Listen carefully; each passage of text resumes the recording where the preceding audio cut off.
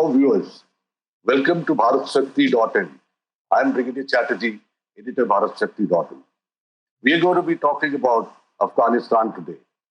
The situation in Afghanistan is, of course, very tenuous. The talks are on, but that doesn't mean the violence is down. It's violence all around Afghanistan. We haven't seen abating of violence at all. What happens in Afghanistan affects not only the Afghan people, but it also affects this region as a whole. We'll talk about all these aspects as I pose my questions to our guest today. Welcome to BharatShakti.in, Dr. Behuria. Thank you. Dr. Behuria is the coordinator of the South Asia Center of MP-IDSA. He is also a senior fellow at the MP-IDSA. He's one man with a huge amount of experience in terms of studying Afghanistan is concerned. Welcome to the show, Dr. Behuria. If you are fine, I'll pose my first issue to you. Thank you, Brig Chatterji. You can go on. Right. My first issue, Dr. Behuria, is that we are having the Intra-Afghan talks as such. Next very good thing, of course, that has happened, that both sides are sitting on the table and talking to each other. After all, we always wanted an Afghan solution by the Afghan people.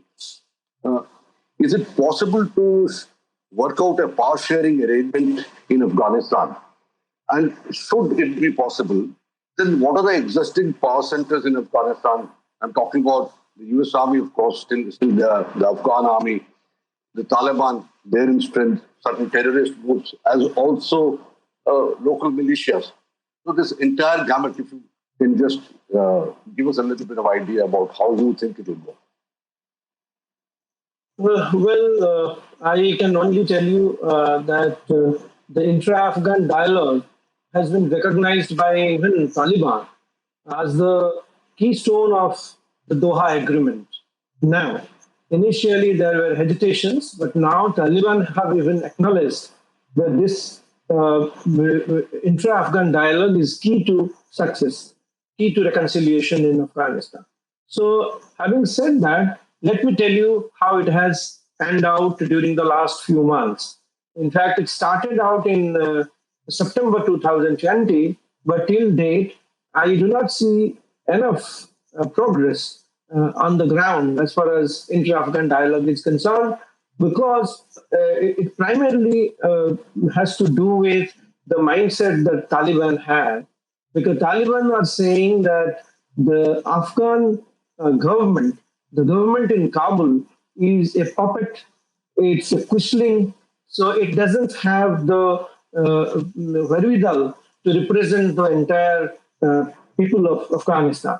So that perhaps is one of the major issues that is inhibiting the process. But having said that, let me acquaint you with other power centers that are in the horizon. You know that there are four major ethnic groups out there in Afghanistan: the Hazaras, the Uzbeks, the Tajiks, and the Pashtuns.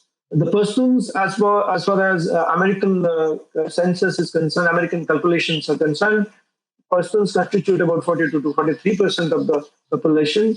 The next come the Tajiks, with about between 28 to 32% of the population. And you have Uzbeks, who constitute about 7-8% of the population. Then you have Hazaras. And among these ethnic groups, you have a working consensus at the moment that you need to work out a reconciliation in Afghanistan. But apart from the Pashtuns, the Tajiks, the Uzbeks, and the Hazaras, they are very, very easy and nervous about the shape of things to come, because they look at Taliban as a primarily Pashtun force, and Taliban are a military machinery at the moment. They have a few thousand fighters, and they have, as for media reports, they have this drug money to back them up, and they admittedly pay their cadres more than what the Afghan government pays its lower ranked soldiers.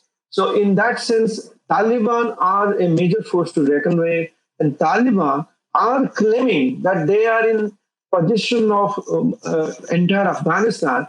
Whereas if you look at the American reports, which are pretty reliable, the government at the moment is in control of about more than 50% of the territory, about 54% of the territory.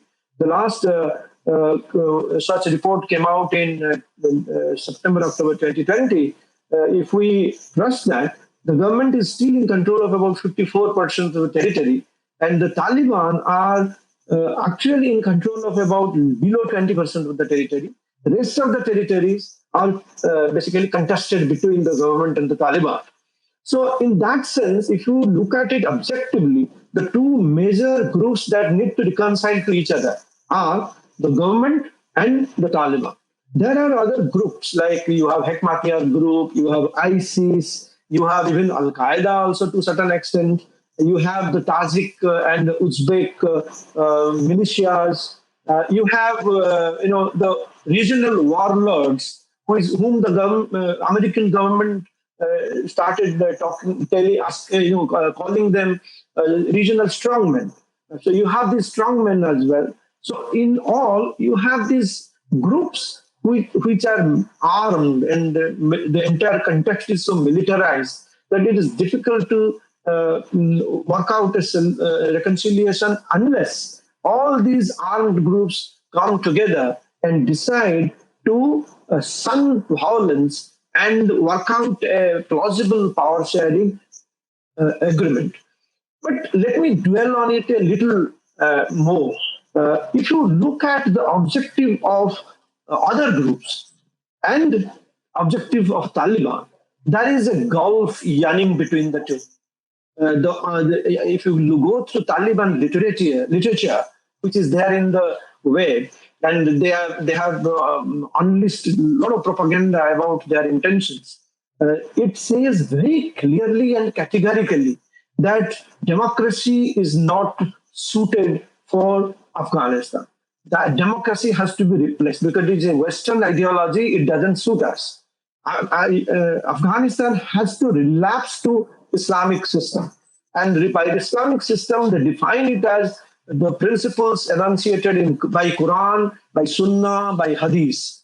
So that means it will be a true and true Islamic system, and whatever liberty, whatever freedom the women will have, the minority will be mediated by the principles, or mediated through the principles enunciated in Quran and Hadith and Sunnah. So in that sense, the Taliban are not deviating from their earlier line at all. There are certain hopes that between 2013 and 2014, they come out with some lahia, which is called Constitution, which recognized as the Constitution enunciated by Taliban, where they refer to women, as they not refer to women freedom as something which they will be accommodating in their new scheme of things. They will allow women to go to schools and colleges. They have earmarked educational institutions and health institutions where they are likely to be employed. So, but over and above all this, they insist that the framework will be an Islamic one. And whereas, if you look at the government forces and others, they would like to have more or less a democratic electoral system, which the Taliban abhor. So, first of all, they will have to work out a framework to have the next political system in place in Kabul. Second, most important thing which they need to factor in is how to work out a consensus on disarming the militants at the moment. All the militant groups that are there, they need to be disarmed, as they call DDR, disarm, demobilize, and then rehabilitate. That thing has also not come up for discussion yet. That is an important issue that needs to be brought into play. So in that sense, a lot of issues remain before you can even work out a power sharing agreement. Taliban are distinctly reluctant to accommodate Kabul as a major player in the next set of government in Kabul. So in that sense, they will have to talk for a long, long time before they can arrive at any conclusion on these difficult issues. So they have a very difficult road ahead. And I would say the intra-Afghan dialogue will not succeed unless there is enough pressure from outside and enough willingness from inside to work out a deal among different groups.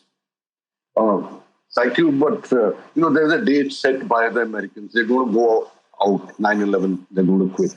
So there'll be no American troops over there. Or even if they're there, there'll be perhaps minimal that is required to maybe train or whatever other activity the Americans want to still be involved with. But how do you see, with so much of difference, you talked about the Uzbeks, the Tajiks, and there are Hazaras, etc. How do you see the likely power equation in Kabul post the American withdrawal? After all, there will have to be some sort of representation of these communities also, perhaps. Otherwise, we really cannot have a stable government going around in Kabul.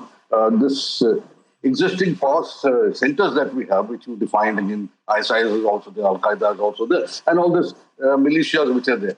How are they going to be accommodated, or will some of them be thrown out? Would the major players, let's see if you call them major players as the Afghan army, as also the Taliban, these two are the major players. What will be the room given to the other players? I would like to tell you something. Like the existing government in Kabul is also born out of a power sharing arrangement among different communities. It's not that the government in Kabul today doesn't take into account different ethnic grievances, different ethnic demands. I think that is more or less there is a proportional representation of different ethnic groups in the army, in the police, in the government, in the Jirga. You find that somehow some kind of a power sharing arrangement has been worked out. But it leaves out certain groups like Taliban, a major group which has been left out, and groups like Gulbuddin Hikmatiyar's group, and a few other local militias which have been left out. But having said that, let me tell you a problem about the Kabul government is corruption. Like many people have independently evaluated the performance of the Kabul government, and one thing that is common to all the evaluations is that the government has been a little lax in tackling corruption. But apart from that, if you look at the structure, it is pretty proportionate. So in that sense, the new power arrangement, that power equation that is going to emerge post American withdrawal, will have to take into account, these demands from the peripheries and this demand from disparate groups which are asking for the representation in the system. But the problem here is again the Taliban. The Taliban are unwilling to participate in a system where the Kabul government will call the shots. So they are basically saying that the Kabul government has to go. And if you look at independent analysts in America who have come out with their analysis on the post-withdrawal situation, they say that definitely the withdrawal will weaken the capacity of the Afghan government. Here, I will acquaint you with a new reality which is there at the moment. If you look at the US assistance to the security forces of Afghanistan, it has been consistently around $4.6 billion. And if you look at the Afghan national security forces, in 2016-17, they had gone up to about 3.5 lakh personnel.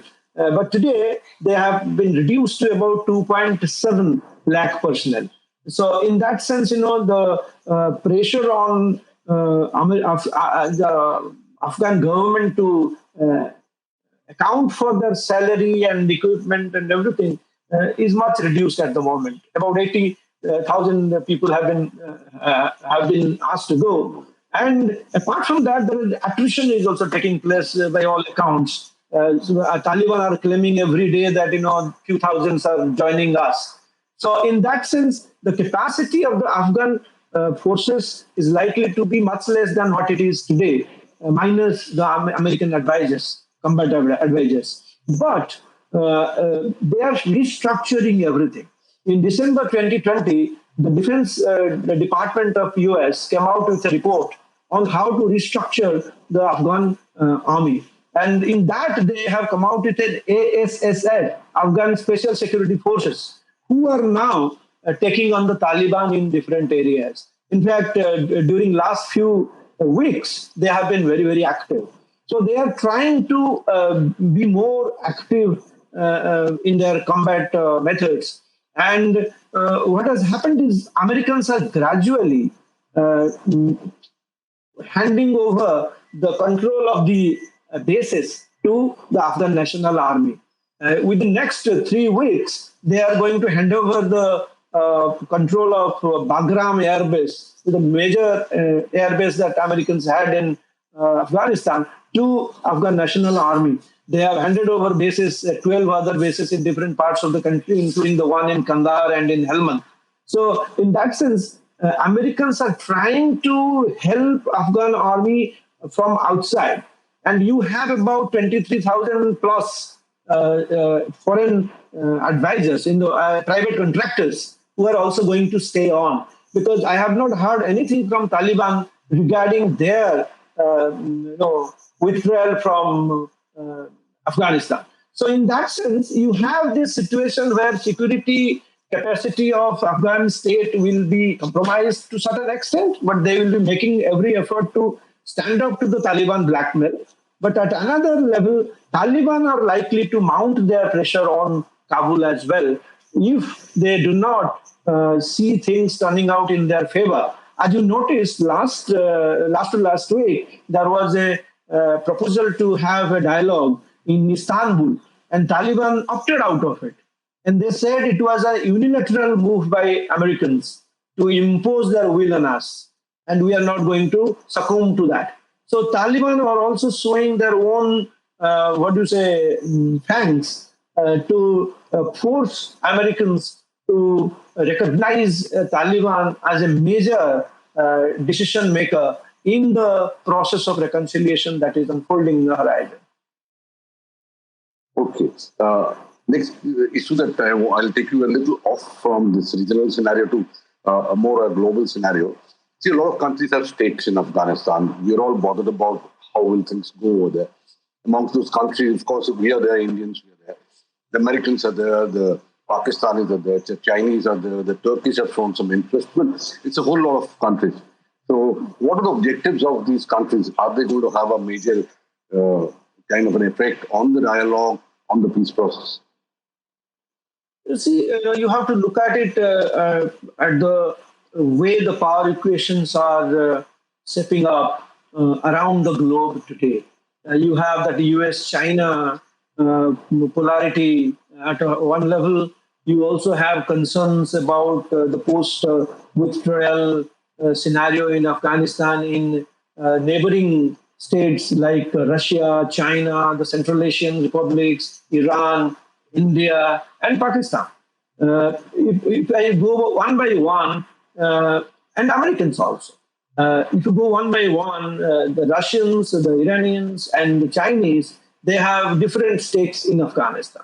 The Chinese want to enter into Afghanistan as investors, as people who can bring economic development to Afghanistan. Basically, they want to come in as people who can boost the economy of Afghanistan to a certain extent, but they know and understand that they cannot do it without peace prevailing in Afghanistan. So I would suspect that they want peace at any cost, but they have allowed their foreign policy towards Afghanistan to be controlled by Pakistan to a certain extent. They have tried to synchronize their efforts with Pakistan because of obvious strategic linkages between the two countries. Iranians are a little worried because if the civil war starts taking ugly turn in Afghanistan, you have a Shia minority in Afghanistan which may get affected, the Hazaras mainly. And apart from that, other minorities and even certain dissident Pashtuns, they are likely to go to either Pakistan or Iran, which are the major recipient of Afghan refugees. So they have their problems about that. So they do not want things to turn out in a manner that will affect their own security in a particular way. But Iranians are also very pleased with the Americans. They have their own equation with Americans. So they do not want Americans to stay on there because they think American presence in Afghanistan is weakening their security, external security in a major way. So in that sense, Iranians are averse to American continuation there. But I think Chinese and Russians, they are not so averse to their presence as about the new rumors that are coming up in the horizon of Americans hobnobbing with ISIS and other forces, which they think will create problems for their own minorities in the peripheries, which will create security problems for them. The Uyghurs in Xinjiang and Russia's own underbelly in the Caucasus region, they apprehend trouble there. But left to themselves, I think Chinese will be very happy about Americans bringing peace to Afghanistan. In fact, you must remember that when they were investing in Aina copper mines, they didn't mind Americans providing them security. But at the moment, when the Americans have decided that they will pull out, they are now trying to work out a regional consensus with or without America to bring a peace to Afghanistan. So in that sense, they are looking at peace from within.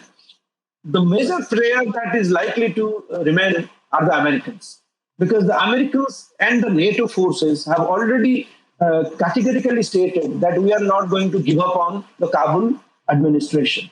They will keep funding the Kabul government, the Kabul National Army, Afghan National Army.